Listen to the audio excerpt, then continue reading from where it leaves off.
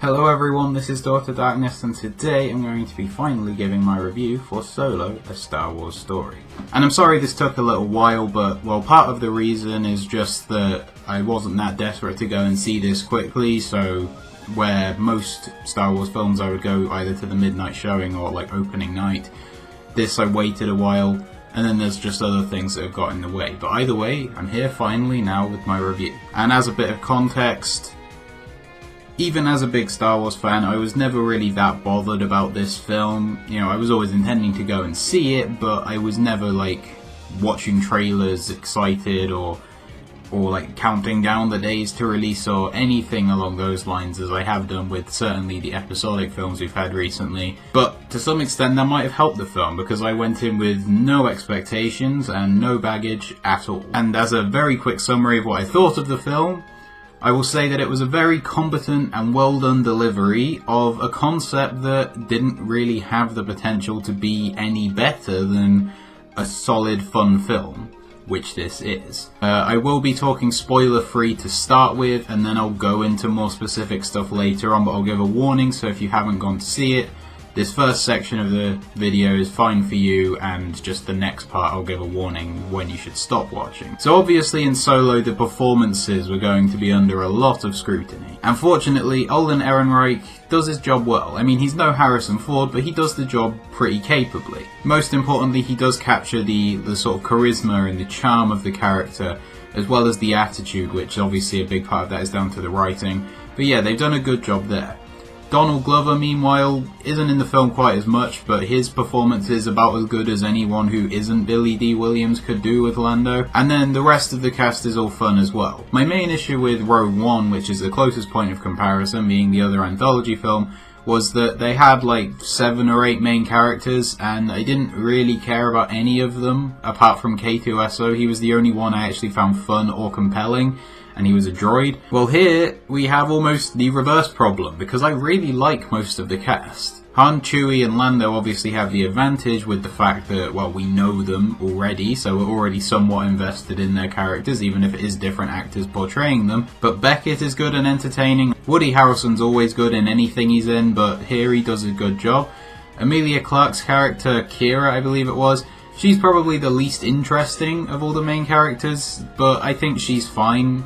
I thought it was kind of obvious where she was going, but she still does her job well enough. I do have the reverse problem as Rogue One, because where in Rogue One I didn't really care for any of the characters apart from the droid, here I like all of the characters apart from the droid.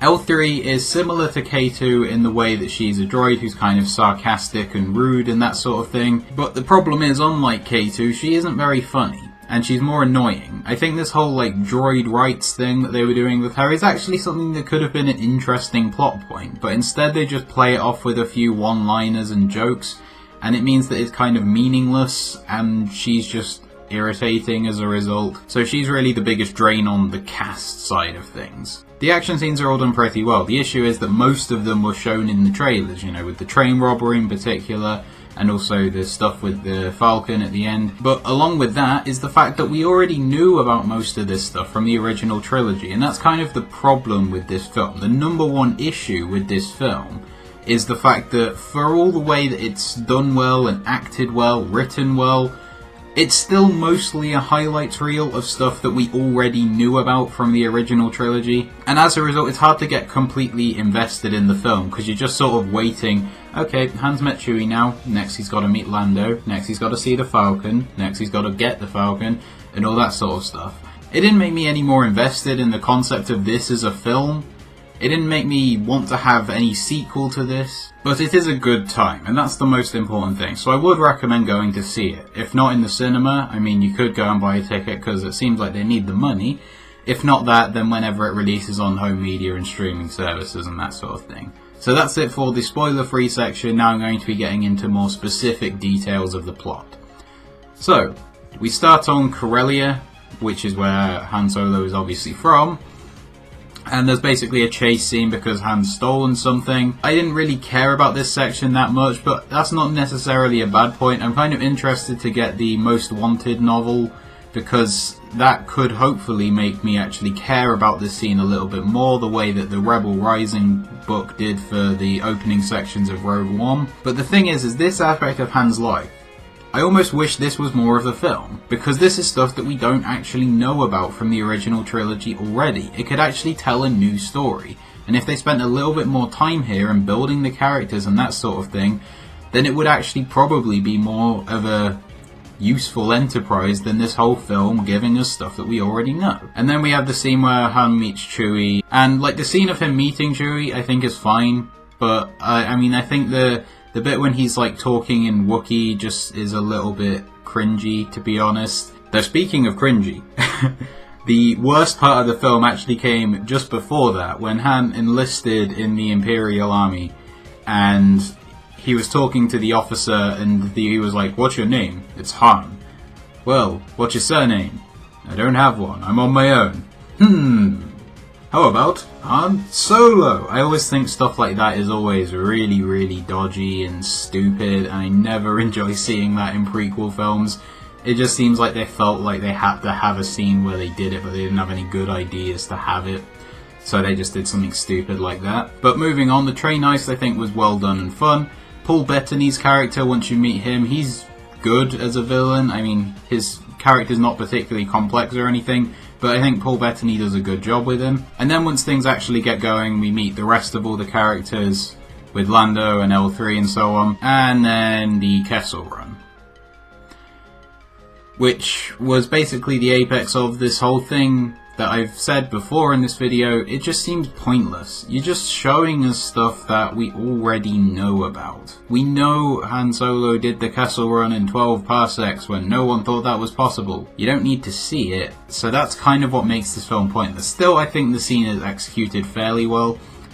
And then the final act ties things into the Seeds of the Rebellion, which I guess they like to do everywhere. I don't know how I feel about Han being involved with any kind of rebellion at this point. I always thought like his first contact with the rebellion being in A New Hope made sense, but still this whole like double cross thing that they've got going on with Han and Kira and Beckett and so on is all well done. And then it seems a little bit unfortunate that we've got a villain who has grown closer to the main character and has a very strong relationship with them.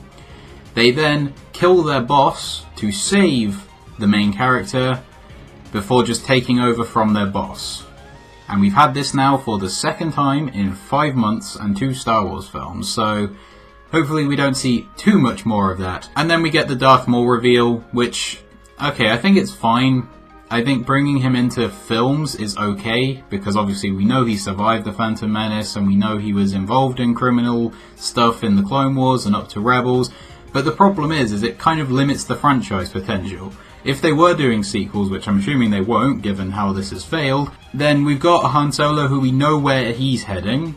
We know that Darth Maul's going to end up dying on Tatooine against Obi-Wan in Rebels, so what is there to really get invested in? We already know where both characters are going to end up, so what is actually the point of making a series about them? So to conclude, the film does its job well, but it's doing things that are unnecessary and a bit of a waste of time, if I'm honest. So, just before finishing this review, I wanted to talk about anthology films generally, because we're now 2 anthology films in, and I haven't particularly cared for either of them. In both cases, I've somewhat enjoyed the film, but I haven't loved it, and it seemed like the film is going more for, like, kind of filling in fan service checklists, rather than actually telling a compelling story with interesting characters. And I think the issue here is that they're playing it too safe. They're keeping things too close to the original trilogy. And I think that sort of stuff is fine for novels and comics and episodes of TV shows and that sort of thing. Having that stuff is absolutely fine. But I feel like for the films they need to be a little bit more ambitious. Step away from the original trilogy. Certainly once episode 9's out, maybe do anthology films set after the sequel trilogy or before the prequels. But it just seems like they're staying too close to the original trilogy, and that obviously absolutely nothing against the original trilogy. The original trilogy is fantastic, but it's already there. The story's already been told. We don't need to keep retreading the same old ground over and over. I'm optimistic that Star Wars as a franchise will break off in a new direction. I think The Last Jedi certainly made strides towards that goal, and then in the future we've got the Game of Thrones people making a series of films, Rian Johnson making one, and all we know about them is that they're exploring new areas of the galaxy.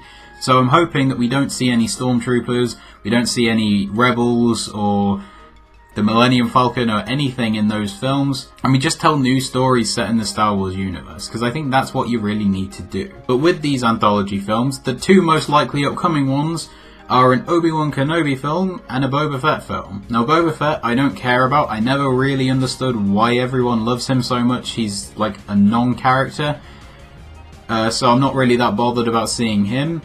As for Obi-Wan, like, I'm a bit more interested than Han Solo, just because, well, we've already seen him at his best, whereas with Ewan McGregor, I kind of like him to have a bit of a better script to work with. But still, I wouldn't really be that excited for either of them. Again, I go and watch both of them, but I don't care that much about them. I think something like Solo, where it's a criminal underworld movie, smaller scale, it's not the fate of the galaxy, it's just a bunch of people trying to get a job done to save their lives. Something like that is a good idea. But having to make it tie into stuff from the original trilogy just kind of gets in the way. Having the Empire show up and be involved, I think that's fine, but it's just having it and then going, okay, and then we need to have Han meet Chewie and so on. All of that stuff was just what got in the way of this telling an interesting story. So I hope that with the box office failure of Solo, which, I mean, honestly, the biggest problem here was just that the budget was way too high. This film was only ever going to have a niche appeal, so why put hundreds of millions behind it? But I hope that they think about it a bit more and they realise that, I mean, certainly for me, but I think for the general movie-going audience, we want to see new stories. We don't want to just retread the same old stuff over and over again. I think, like, The Force Awakens did that a bit, and that was fine as a sort of soft landing to push forward from the future. The Last Jedi took risks. Then we've got these two anthology films that again are still playing it safe. So hopefully they think about this a bit more and just take a bit of time to construct new films that hopefully are a bit more successful.